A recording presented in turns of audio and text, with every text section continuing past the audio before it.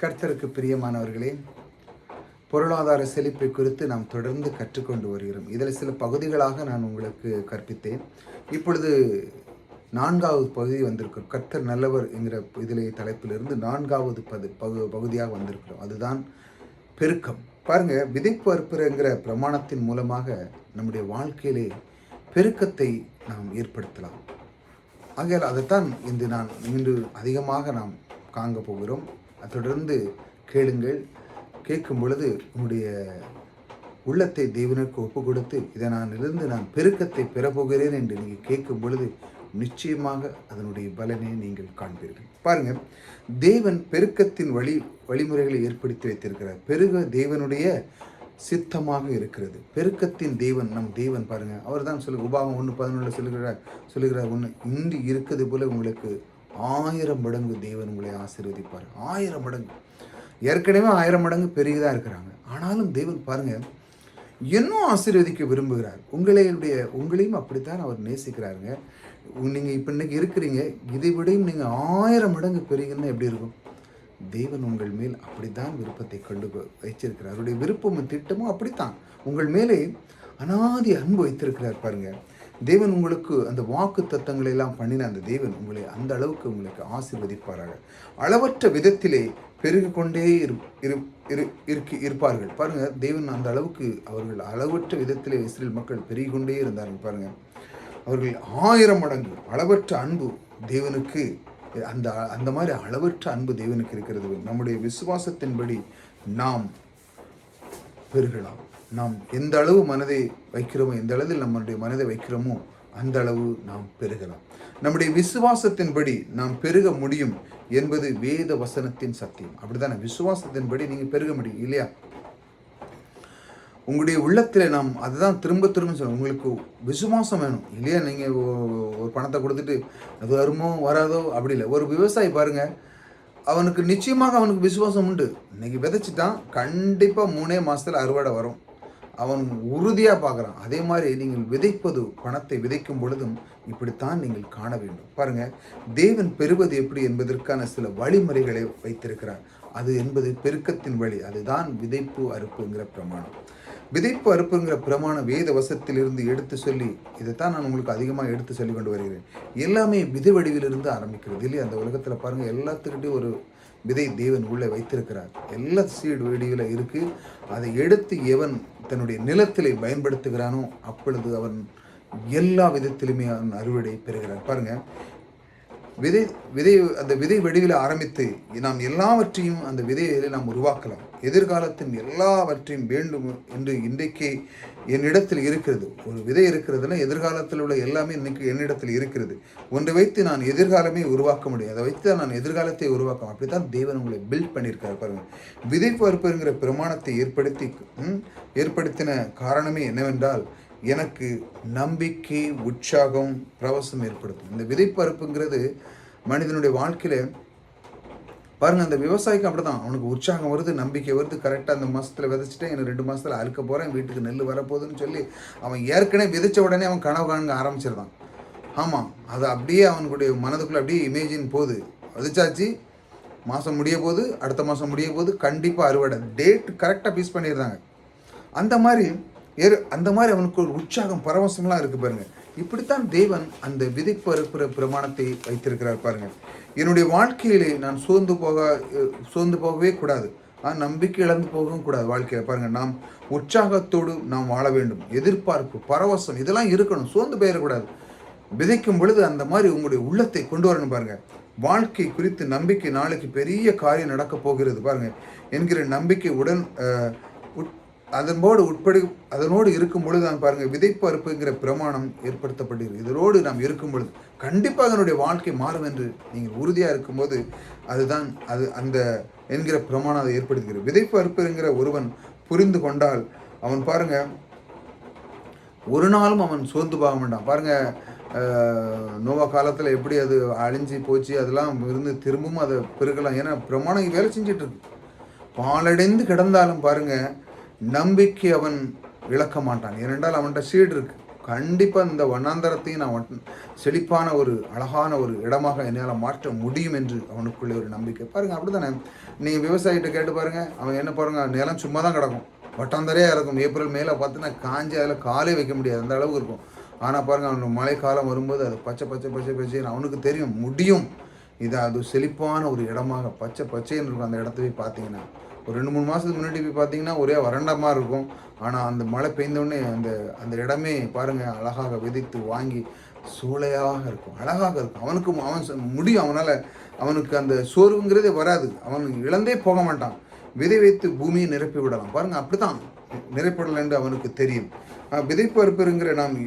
விதைப்பு அறுப்புங்கிறது நாம் இன்னும் அதிகமாக நாம் இதை பற்றி நாம் பார்க்கும் பொழுது நம்முடைய உள்ளத்தில் என்ன பரவசம் உற்சாகம் கிடைக்கும். பாருங்கள், நீங்கள் பொருளாதார ரீதியில் நீங்கள் நன்றாக இருக்க வேண்டும் என்று சொன்னால் பணத்தை ஒரு விதையை போல எண்ணி அதை விதை போல விதைக்க தான் அதில் பெருக்கம் ஏற்பட முடியும். நான் அதான் திரும்ப திரும்ப சொல்ல, அதை விதையை போல எண்ணும் பொழுது தான் நீங்கள் பெருக்கத்தை உண்டு பண்ண முடியும். இதுதான் முக்கியமாக நான் உங்களுக்கு சொல்லிக் கொண்டு வருகிறேன். பாருங்கள், 1000 மடங்கு அதிகமாக உங்களுடைய தீர்மானத்தை பொறுத்து இருக்கிறது. நீங்கள் அதிகமாக பெருகணும்னா உங்களுடைய தீர்மானத்தை பொறுக்கிறது.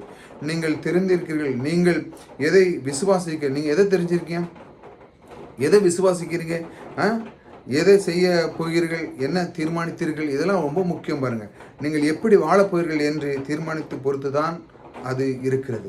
அது எப்படி நீங்கள் நான் எப்படி வாழப்போகிறேன், எனக்கு எவ்வளோ பெருக்க வேணுங்கிறது தீர்மானத்தை பொறுத்து தான் இருக்குது. பாருங்கள், கர்த்தருடைய 1000 மடங்கு பெருக வேண்டும் என்று உங்களை உண்டாக்கினார். அப்படி தான் அவர் உண்டாக்கி இருக்கிறார். பெருக்கத்தை உள்ளுக்குள்ளே வச்சு அவ்வளோ நீங்கள் 1000 மடங்கு பெரு. அவர் தான் திரும்ப திரும்ப இஸ்ரேல் மக்களுக்கு சொல்கிறார், இன்று இருக்குது போல இன்னும் 1000 மடங்கு பெரு, இன்று இருக்குது போல இன்னும் 1000 மடங்கு பெருகன்னு சொல்லி கர்த்தர் சொல்லியிருக்க, என்னுடைய அன்பையும் என்னுடைய மீட்பையும் நீ விளங்கி கொள்ள வேண்டும், என்னுடைய நோக்கங்கள் நீ விளங்கி கொள்ள வேண்டும். அது அப்படிதானே அது தேவனுடைய அதை நீங்கள் விளங்கி கொள்ளும் பொழுது இல்லை விளங்கி கொள்ளும்போது என்ன நடக்கும், பெருக்கத்துக்கான சில பிரமாணங்களை இந்த பூமியில் வைத்திருக்கிற அது நீ அறிந்து கொண்டு அதை அறியும் பொழுது என்ன நடக்க பாருங்க, தேவன் இதையெல்லாம் நீங்கள் அறியணும். கர்த்தர் எல்லாத்தையும் ஏற்படுத்த செய்ய மாட்டார். நீங்கள் இதை அறியும் பொழுது அவர் இதெல்லாம் சொல்லி அதை நீங்கள் அறியும் பொழுது அதான் சொல்லுவார், சத்தியத்தை அறிந்து கொண்டு சத்தியம் உங்களை விடுதலையாக்கும். சத்தியத்தை அறிய கொண்டு, ஏனென்றால் தேவன் இந்த பூமியில பிரமாணத்தை வைத்து விட்டார். கர்த்தர் என்ன ஒன்றும் செய்ய போறதில்லை. அவர் எல்லாமே இந்த பூமியில எல்லாத்தையும் நிறைவாக்கி வச்சு விட்டார்.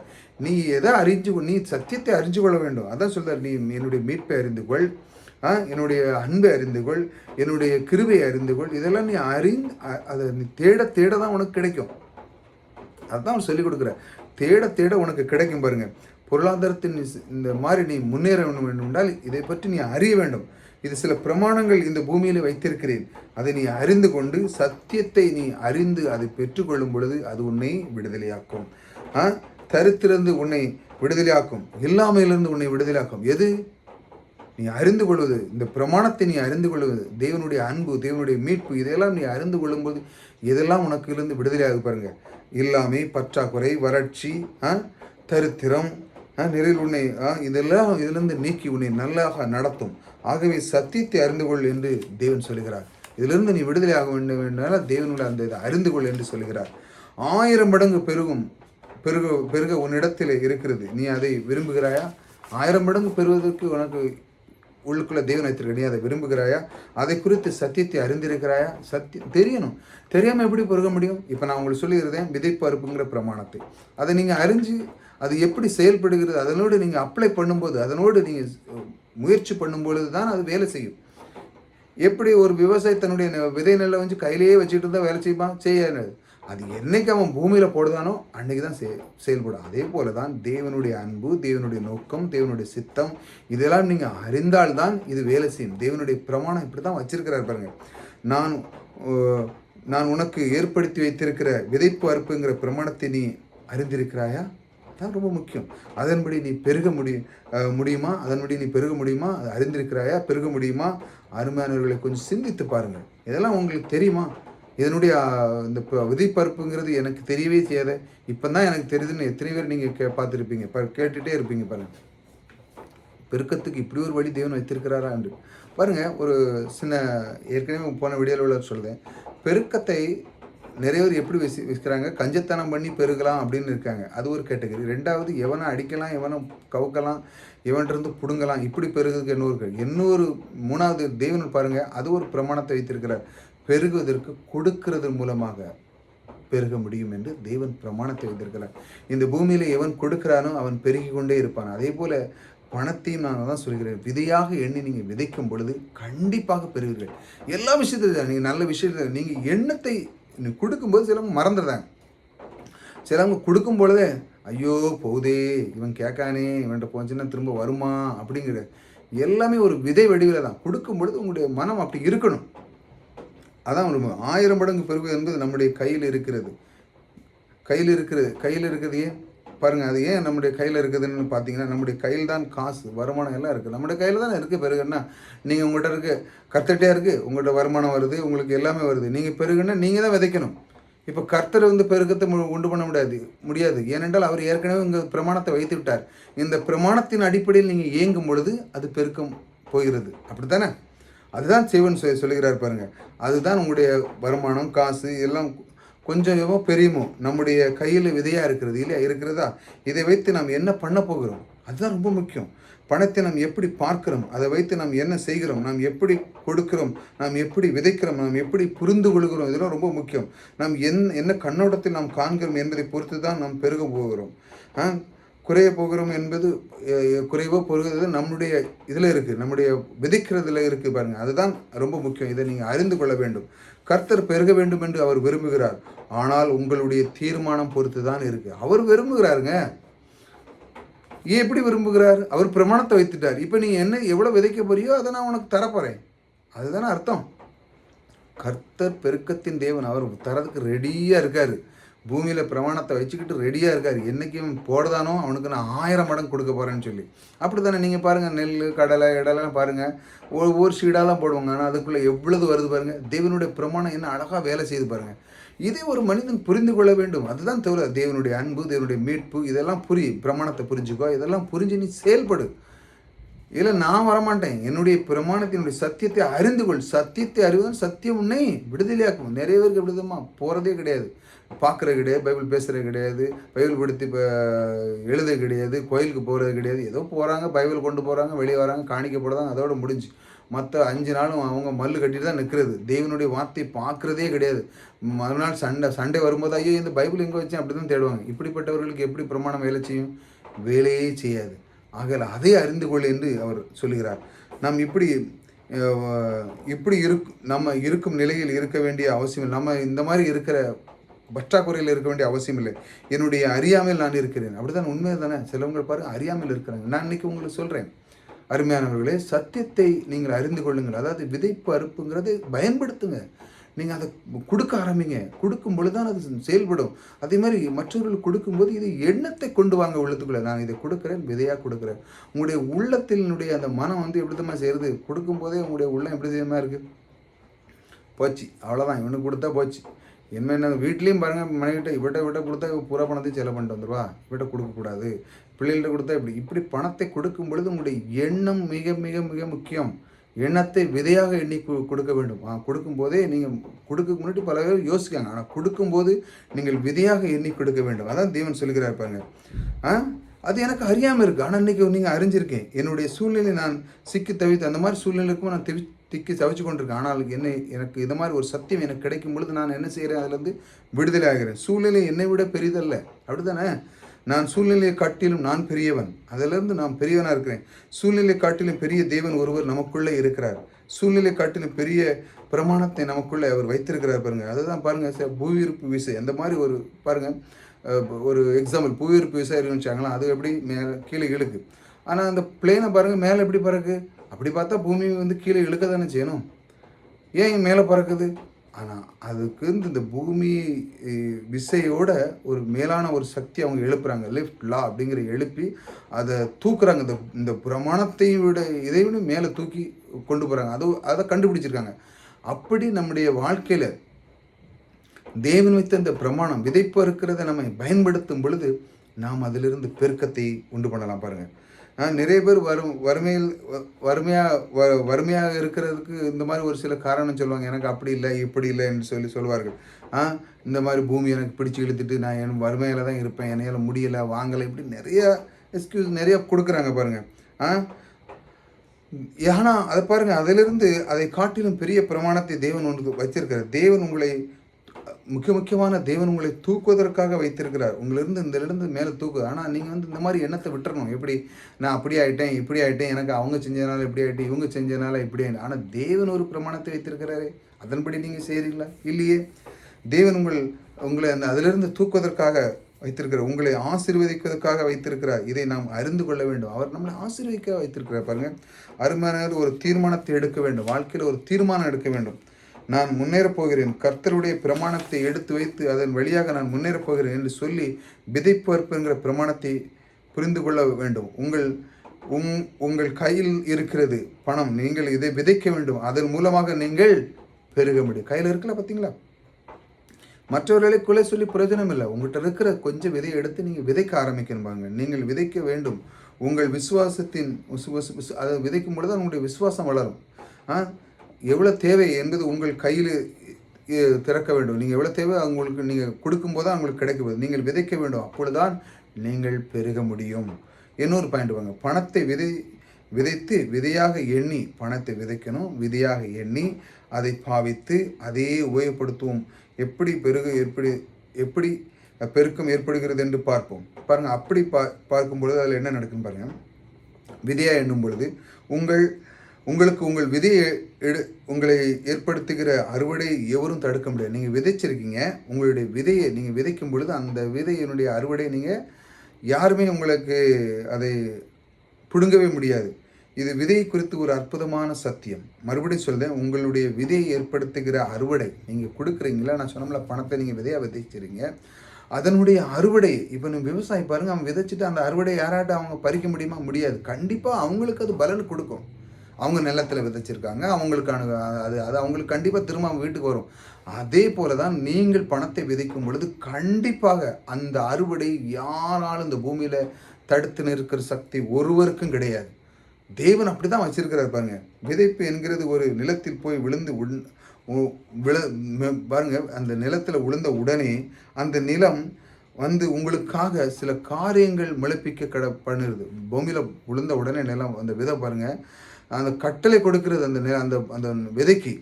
அந்த அளவுக்கு அந்த விதையில் இருக்கிறது ஒரு சக்தி. உள்ள பூமியில் போட்ட உடனே அது பாருங்கள், அது வேலை செய்ய ஆரம்பிச்சு. தண்ணீர் பாய்ச்ச உடனே அது முளைக்கிறது, பெருசாகுது. அதுக்குள்ளே இருக்கிற வேலையெல்லாம் கரெக்டாக செய்து அப்படி கரெக்டாக இப்போ மாமரம்னு போட்ட உடனே அப்படியே உருவாகி ஒரு 2-3 மாதத்தில் அழகாக மாங்காயாக காய்ச்சி சாப்பிடலாம். அந்த அளவுக்கு அது அதனுடைய வேலை செய்யுது. பாருங்க, கட்டளை உங்களுக்கு விதைச்ச உடனே அதுக்கு ஒரு கட்டளை இருக்குது உள்ள. அது உங்களுக்கு வேலை செய்ய ஆரம்பிக்குது. எப்பொழுது விதைக்கும் பொழுது கண்டிப்பாக அது உங்களுக்கு வேலை செய்யும். விதை வந்து நிலத்திலே வைக்கும்படியாகத்தான் உண்டாக்கப்பட்டிருக்குது. அது உள்ள விதை அப்படி தான் உண்டாக்கப்பட்டிருக்குது. நிலம் வந்து இந்த விதை பெற்ற பல மடங்கு திரும்ப தருவது உண்டாக்கப்பட்டிருக்குது. நிலம் வந்து எப்படி விதை வந்து உள்ளே போட்டோடனே அதனுடைய சக்தி வேலை செய்யுது. அந்த பூமி என்ன செய்யுது? அது பல மடங்காக கொடுக்குறது. பாருங்கள், உங்களுடைய பணம் எதற்கு கொடுக்க போகிறது? விதை எப்படி நிலத்திலே பாருங்கள், எப்படி நம்ம போட்டோமோ அதன்படி எப்படி நமக்கு கிடைக்கிறதோ அப்படியே உங்களுடைய இருக்கிற பணமும் விதையாக எண்ண வேண்டும். அப்படி தானே? அது எப்படி நம்ம கொடுத்தோம்ல அதே மாதிரி எப்படி விதையை நம்ம கொடுத்தோம், அதனால் அது பூமி எப்படி பல மடங்கு கொடுத்தோம், அதே போல் உங்களுடைய பணத்தை அப்படி தான் கேட்கணும். சம்பளத்தை நாம் விதையாக எண்ண வேண்டும். நம்முடைய வருமானம் எல்லாமே ஒரு பிஸ்னஸ் எல்லாமே பண்ணும்போது அது விதையாக எண்ண வேண்டும். பாருங்கள், இந்த 2 விதமான உபயோகப்படுத்த வேண்டும். பணத்தில் நம்முடைய வருமானம் வருதுன்னு வச்சாங்க, அதில் 10% விதைக்கும், 90% உங்களுக்கு புசிப்புக்கும் கொடுக்குறது இருக்குல்ல. 10% நீங்கள் அதை எடுத்து வச்சு அதை விதையாக விதைக்கணும். அது கர்த்தருக்குன்னு நீங்கள் கர்த்தருடைய கர்த்தர் தான் நம்முடைய பணத்தில் வச்சு வாழ்கிறாரு. சிலவங்க கர்த்தர் தான் நமக்கு இப்படி அப்படி சொல்ல, அவரெல்லாம் ஒன்றும் தேவையில்லைங்க. அவர் ஐஸ்வர்யத்தின் சம்பராக இருக்கிறார். அவர் நம்முடைய விடையும் அவர் நம்ம இந்த அண்டா சராசரியை உண்டு பண்ணவர் அவருக்காக நம்மகிட்ட இருந்து வாங்கி அவர் பழைக்கிறார் இல்லை. ஆகையால் அந்த மாதிரி எண்ணங்கள்லாம் விட்டுருன்னு பாருங்க. தேவன் என்ன சொல்கிறார் பாருங்க, உனக்கு வழியை நான் வச்சிருக்கிறேன். நீ 10% சாப்பிடு, 90%. 10% நீ என்ன பண்ணும், மறுபடியும் நீ பெருக வேண்டும் என்றால் நீ விதை. அப்படி தான் அவர் அது உனக்காண்டி தான் சொன்னப்பட்ட அந்த காரியம். நீ பெருக வேண்டும் என்று சொல்வதற்காக அதை வைத்திருக்கிறார். பாருங்க, கர்த்தர் நாம் சிலவங்க கர்த்தருக்கு தான் நம்ம ஒத்தாசையாக இருக்கணும். அப்படி நீங்கள்லாம் ஒன்றும் கர்த்தருக்கணும். கர்த்தர் தான் உங்களுக்கு ஒத்தியாசையாக இருக்கிறாருங்க. 100% கர்த்தரிடத்திலிருந்து தான் உங்களுக்கு எல்லாமே வருகிறது. அப்படி தானே? உங்களுக்கு சம்பாத்திய பலன் மற்ற எல்லாமே கர்த்தரிடத்திலிருந்து வருகிறது. நன்றாக சிந்தித்து பார்க்க வேண்டும். இதெல்லாம் நீங்கள் யோசிக்கணும் பாருங்கள். நான் நான் விதையாக இருக்கிற இந்த பணத்தை நான் அதிக கவனம் செலுத்த வேண்டும். இந்த நீங்கள் வந்து 90 இருக்கிறத விட அந்த சாப்பாடு, அந்த புசிப்புக்கு ஆகாரமாக இருக்கிற அந்த 90% விட எதில் நீங்கள் கவனம் செலுத்துமோ அந்த 10%ல் கவனம் செலுத்தணும். அந்த விதையில் நீங்கள் கவனம் விதையை கவனமாக கையாளணும். அந்த விதையை நீங்கள் என்ன பண்ணணும், அதை கவனமாக செலுத்தும் போது அது உங்களுக்கு பல மடங்கு பெருக்கத்தை கொடுக்கிறது. விதை தான் நம்முடைய எதிர்காலம். இதை ஒரு மனிதன் புரிந்து கொண்டு உடனே அவன் தன் விதையை அதிகமாக விதைக்கிறான். அப்படிதான் அவன் புரிஞ்சுட்டு நினைச்சாங்களா, விதையை அதிகமாக விதைக்க ஆரம்பிப்பான். விதை விதைக்கிறது பெருக்கத்தின் தான். என்னுடைய எதிர்காலம் இருக்குது என்று கண்டு கொண்டான். அவன் விதைச்ச உடனே அவனுடைய எதிர்காலம்னு அவன் கண்டு கொண்டான் பாருங்க. உங்கள் விதையை உங்களுக்காக கட்டளிடும். அறுவடை எவரும் தடுத்து நிறுத்த முடியாது. அப்பேற்பட்ட சக்தி வாய்ந்த விதை அந்த விதைக்குள்ளே இருக்குது. அந்த அளவுக்கு தேவன் வைத்திருக்க. இதை நாம் புரிந்து கொள்ளும் பொழுது, கொடுக்கும்போது ஒரு எக்ஸைட்மெண்ட் வருகிறது. எப்படி? விதையானது என்னுடைய வாழ்க்கையை மாற்றப் போகிறது. அந்த விதையிலிருந்து எனக்கு பெருக்கம் வருக போகிறது. நான் கவலைப்பட வேண்டிய அவசியம் இல்லை. அந்த 10% நான் விதைக்கப் போகிறேன். கண்டிப்பாக எப்படி ஒரு விவசாயி தன்னுடைய நிலத்தில் போட்டு எப்படி அவன் விசுவாசத்தோடு இருக்கிறானோ அந்த அளவு உங்களுடைய உள்ளம் இருக்கணும். நீங்கள் விதைக்கும் பொழுது இந்த உள்ளத்தை கொண்டு வரணும் பாருங்கள். இதுதான் ரொம்ப முக்கியம். மீண்டும் சொல்லுகிறேன், நீங்கள் பணத்தை விதையாக கொடுங்கள். விதையாக எண்ணி கொடுங்கள். உங்களுடைய வருமானத்தில் விதையாக எண்ணி கொடுங்கள். இதை அவன் பாருங்கள், உங்கள் விதை உங்களுக்காக கட்டளிடும். உங்கள் விதை வந்து உங்களுக்காக கட்டளிடும். அறுவடை எவரும் தடுத்து நிறுத்த முடியாதுன்னு சொன்னோம்ல, அப்பேற்பட்ட சக்தி வாய்ந்த விதைகளாக உங்களுக்கு இருக்குது. இதை அவன் புரிந்து கொள்ளும்போது என்ன நடக்கிறது? ஒரு எக்ஸைட்மெண்ட் வருகிறது. பாருங்கள், சிலர் பாருங்கள் சபைக்கு ஏதோ கொடுக்கணும் அப்படின்னு சொல்லி கொடுக்குறாங்க. சிலவங்க என்ன பண்ணுறாங்க, சரி நம்மளை வச்சு தான் அங்கே ஓடுது அப்படின்னு சொல்லி சிலவர் கொடுக்குறாங்க. சிலவர் பாருங்கள் ஏதோ கத்தர் செஞ்சுருக்கிறாரு அப்படின்னு சொல்லி கொடுக்குறாங்க. இப்படி ஒரு 2-3 ரகங்கள் இருக்குது பாருங்கள். இதெல்லாம் ரொம்ப லோ குவாலிட்டியான எண்ணங்கள் பாருங்கள்.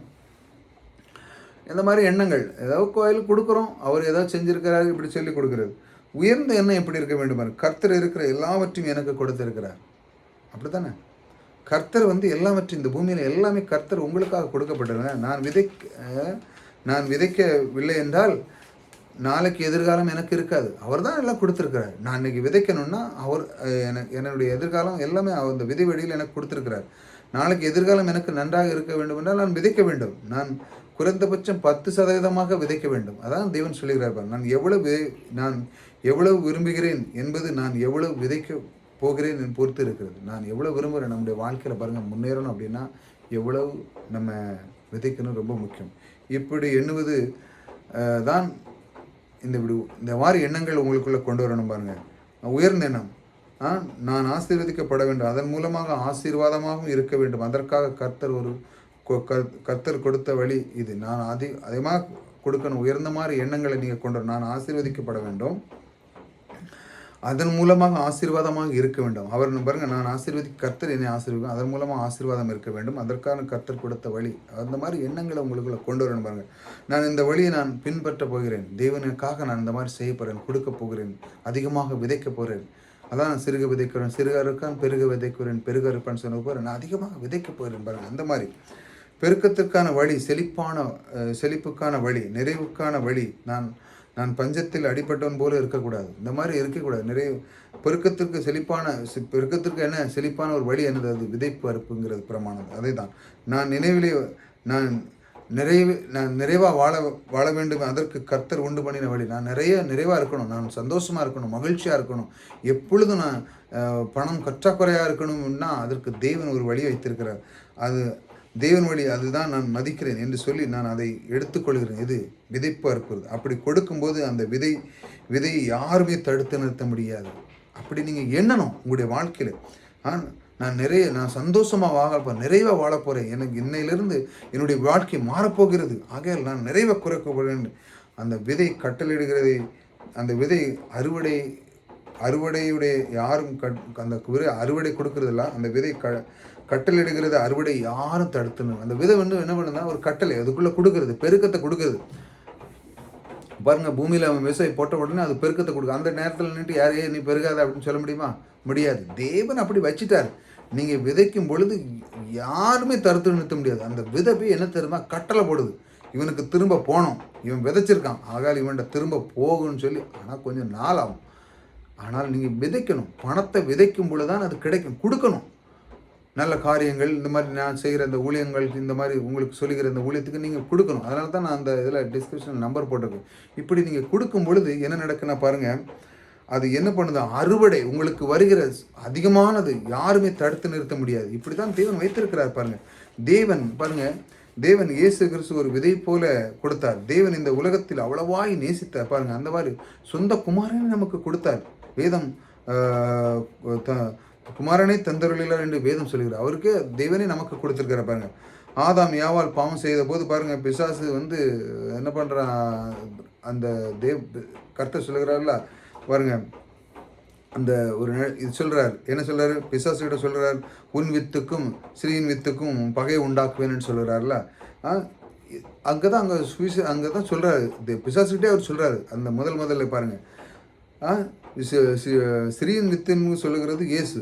அதனால தான் பாருங்கள், தேவன் அதை ஒரு விதையாக எண்ணுகிறார். அதான் ஆதியாகமம் 3:15 விதையை அதில் குறிப்பிக்கிறார். அந்த வார்த்தை விதையாக குறிப்பிக்கிறார் என்று, அது ஒரு ஷீடு என்று சொல்லுகிறார். இது ஒரு ஷீடு போல இருக்கிறது. அந்த வார்த்தை அந்த இடத்துல குறிப்பிடுகிறார் பாரு.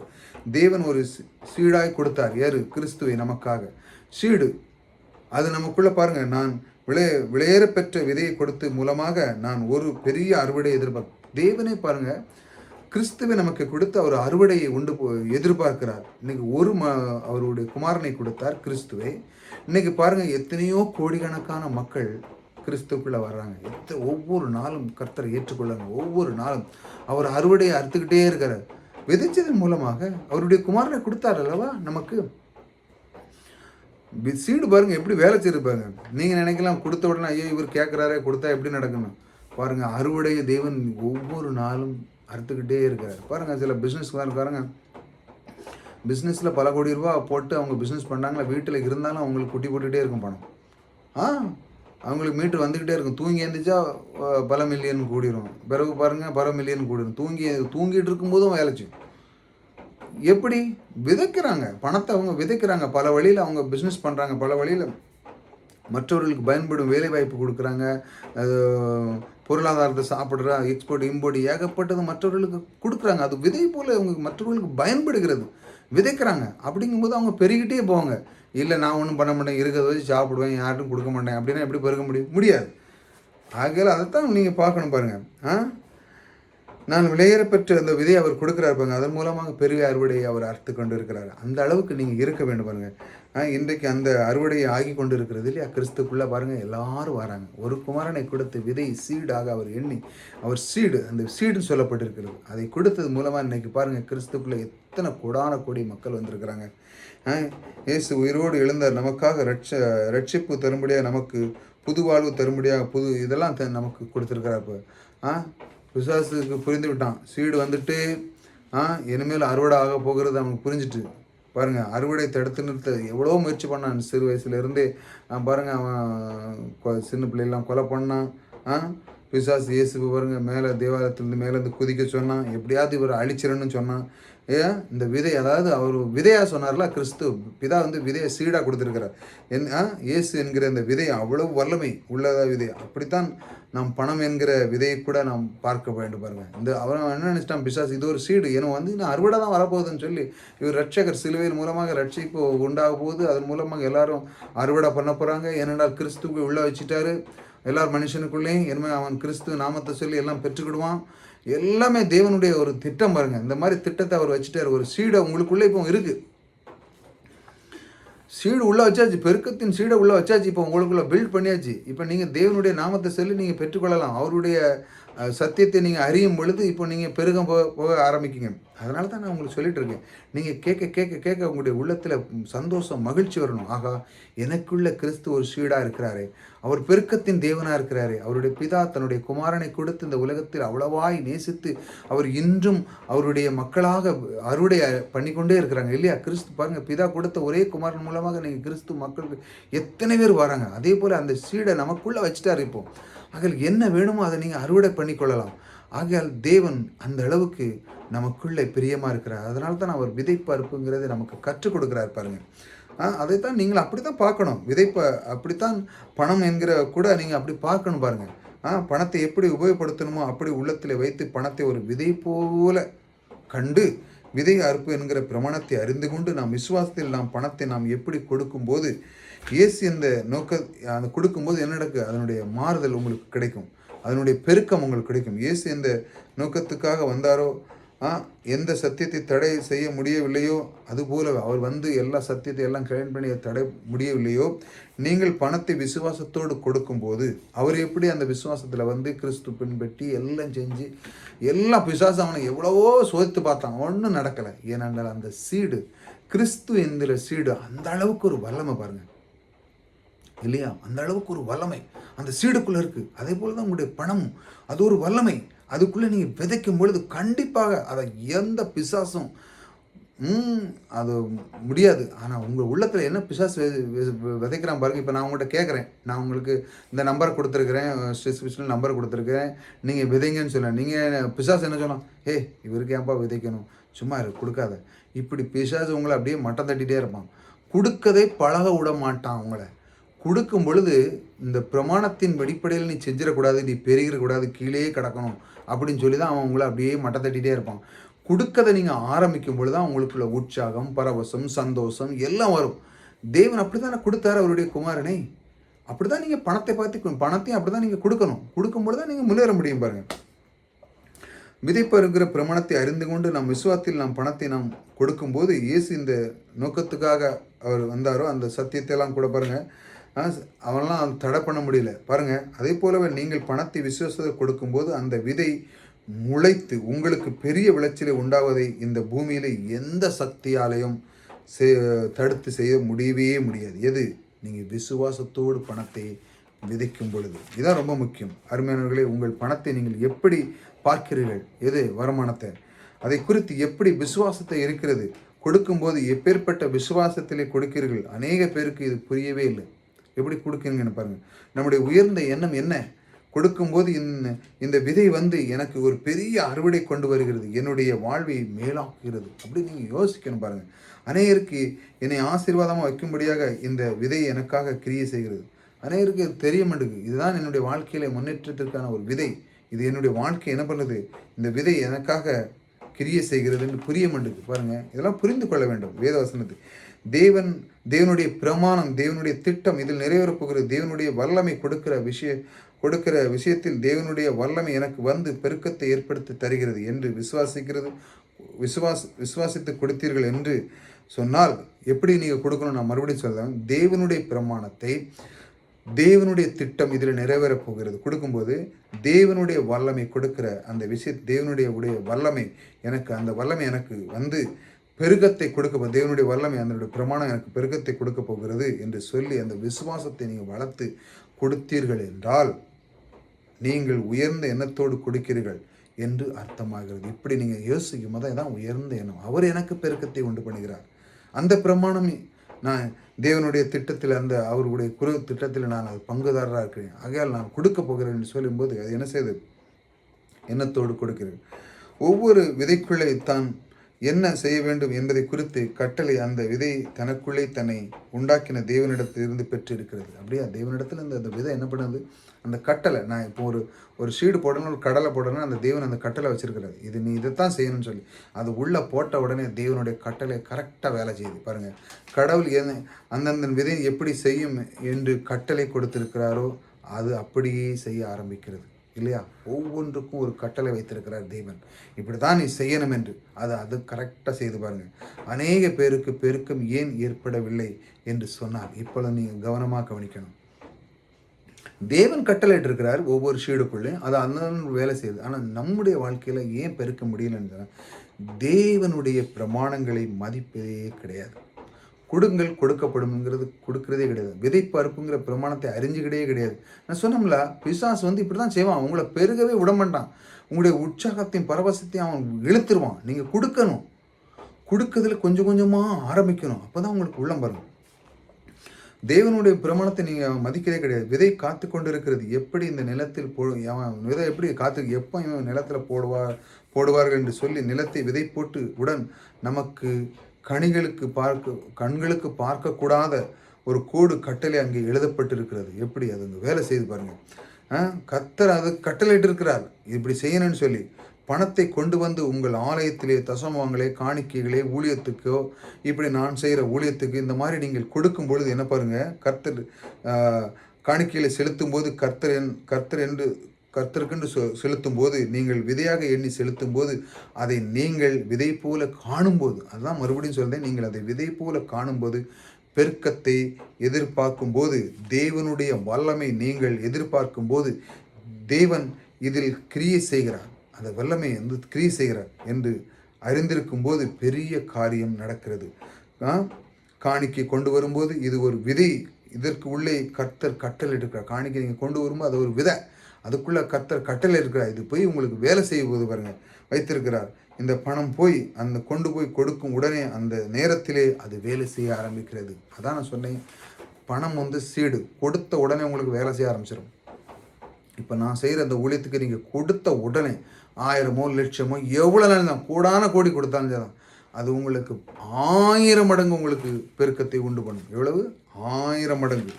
இப்படி தான் தேவன் வைத்திருக்கிறார் பாருங்க. உங்களுக்கு 1000 மடங்கு தேவன் பெருக்கத்தை உண்டு பண்ண பாருங்க. நான் பணத்தை கொடுக்கும் எதற்காக அங்கே அங்கே வந்து வேலை நடந்து கொண்டு இருக்குது. அந்த வேலை உடனே பலனை நாம் காண்போம். அந்த விதை போய் வேறு உண்டி முளைத்து வந்த பிறகுதான் கனி கொடுக்கிறது போல நான் நாளடைவிலே அதன் பலனை நான் காண்கிறேன். அப்படிதானே? 1000 மடங்கு திரும்ப வரப்போகிறது என்பதை நான் காண வேண்டும். இவைகளே தேவனுடைய வார்த்தைகளே கோட்பாடாக இருக்கிறது. அப்படிதானே? இது தேவனுடைய வார்த்தையின் கோட்பாடாக இருக்கிறது. விதைக்கு கர்த்தர் சொல்லி வைத்திருக்கிறார், வேலை செய் என்று. நீங்கள் உங்கள் பணத்தை அப்படி பார்க்கிறீர்களா? அது விதை வந்து தேவன் அதுக்கு கட்டளையிட்டு சொல்லி வேலை செய் அப்படின்னு கட்டளை வச்சிருக்கேன். நீங்களும் வந்து பணத்தை எப்படி பார்க்குறீங்களா? போ, நான் விதையாக விதைக்கிறேன், நீ போய் வேலை செய், நீ போய் பல 1000 மடங்கு என்னிடத்தில் திரும்ப வர வேண்டும். ஏனென்றால் விதை விதைச்சோன்னே அவனுக்கு பல 1000 மடங்கு திரும்ப வருகிறது. இப்படி நீங்கள் விதைச்சிருக்கீங்களா? நீங்கள் உங்கள் பணத்தை எப்படி பார்க்குறீங்க? செக்காக பார்க்குறீங்களா, பேப்பரை பார்க்குறீங்களா, இல்லை சும்மா மெட்டீரியலில் பார்க்குறீங்களா? அதற்கு கட்டளை கொடுக்குறீங்களா? தெரியாது. சிலவங்க இப்படி தான் பார்க்க, ஒன்றுமே கிடையாது, சும்மா அதெல்லாம் கொடுக்குறது, இல்லைன்னா அப்படி ஏன்டா கொடுத்தோம் அப்படின்னு. கர்த்தர் அதற்கு உள்ளே ஒரு நோக்கத்தை வைத்திருக்கிறார், ஒரு திட்டத்தை வைத்திருக்கிறார் பாருங்க. அது எடுத்து விசுவாசத்தோடு கொடுக்கும்போது பணத்துக்கு பாருங்க, கொடுக்கும்போது நீ அவனுக்காக பெருக வேண்டும். தேவன் கட்டளை வச்சிருக்காரு பாருங்க என்று கட்டளை அதற்குள்ளே கொடுக்கப்பட்டு இருக்கிறது. விதைக்கு தேவன் கட்டளை இருக்கிறார்.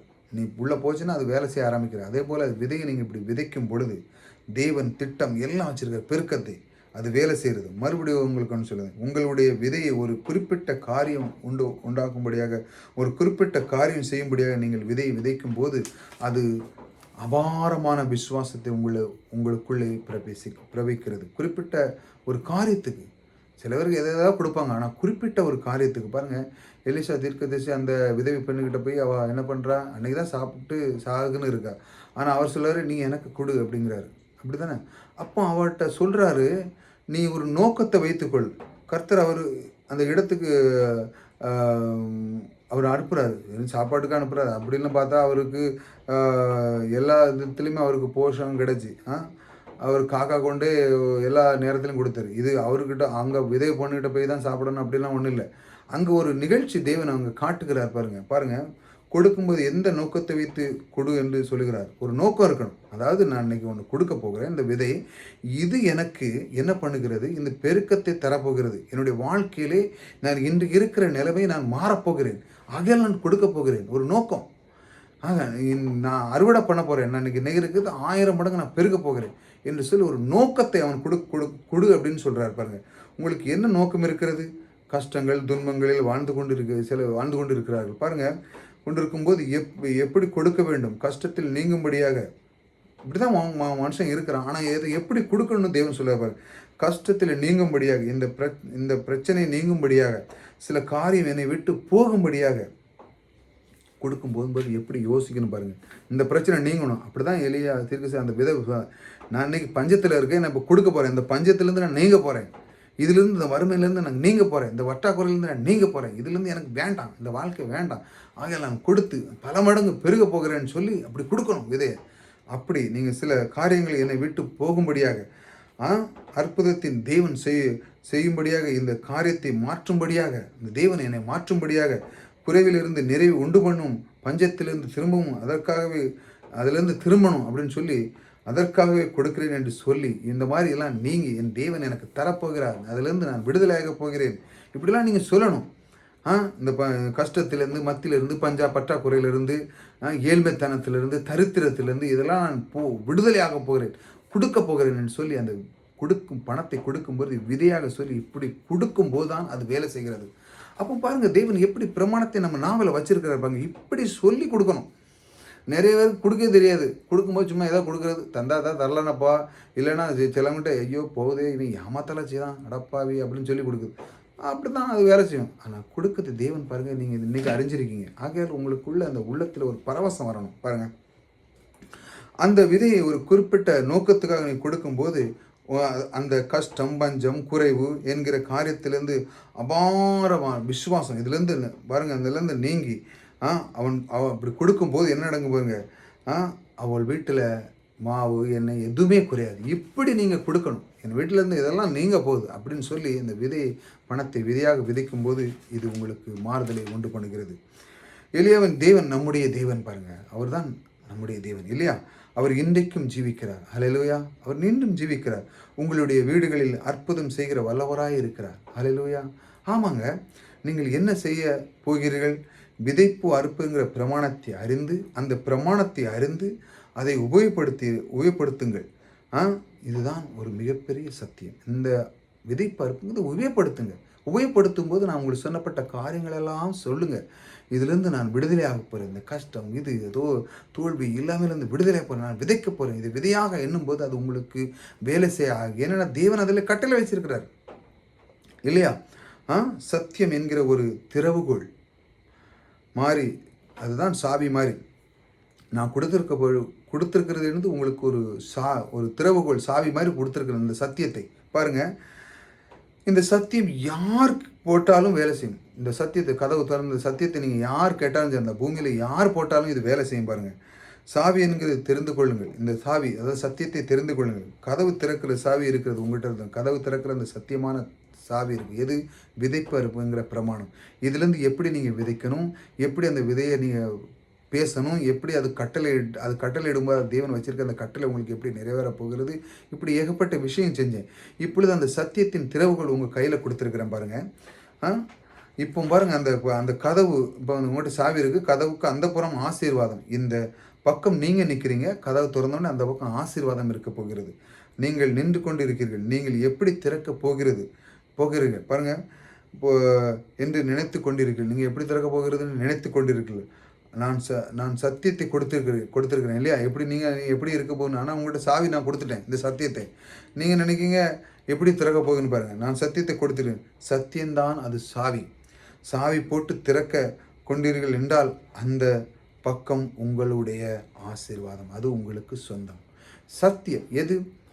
விதைப்பு அறுப்புங்கிறது சத்தியம். இப்போ நான் ஒரு ஊழியம் பண்ணுறேன். இந்த ஊழியத்துக்கு நீங்கள் கொடுக்கும்போது அது உங்களுக்குள்ள ஆசீர்வாதம். உங்கள்கிட்ட இருக்கிற அந்த சாவி என்ன பண்ணுறது? நீங்கள் திறந்து அந்த பக்கம் கதவுக்கு அந்த பக்கம் போகிறீங்க. போன உடனே என்ன நடக்க போகுது?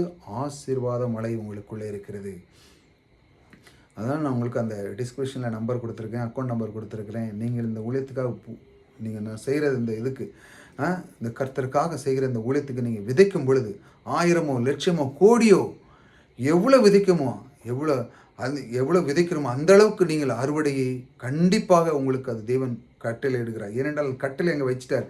எப்படி கொடுக்க வேண்டும்? விதையாக எண்ணி கொடுக்க வேண்டும். விதையாக எண்ணி கொடுக்கும் பொழுது என்ன நடக்கிறது? தேவன் அந்த விதைக்குள்ளே கட்டளை வைத்திருக்கிறார். அது உங்களுக்கு எத்தனை மடங்கு கொடுக்க போகிறது? 1000 மடங்கு கொடுக்க போகிறது. பாருங்கள், அந்த சாவிதை பாருங்கள். அந்த சத்தியத்தை கொடுக்கிறேன். சத்தியம் இந்த சாவி போட்டு திறந்து கொண்டு இருந்தால் அந்த பக்கம் உங்களுடைய ஆசீர்வாதம்.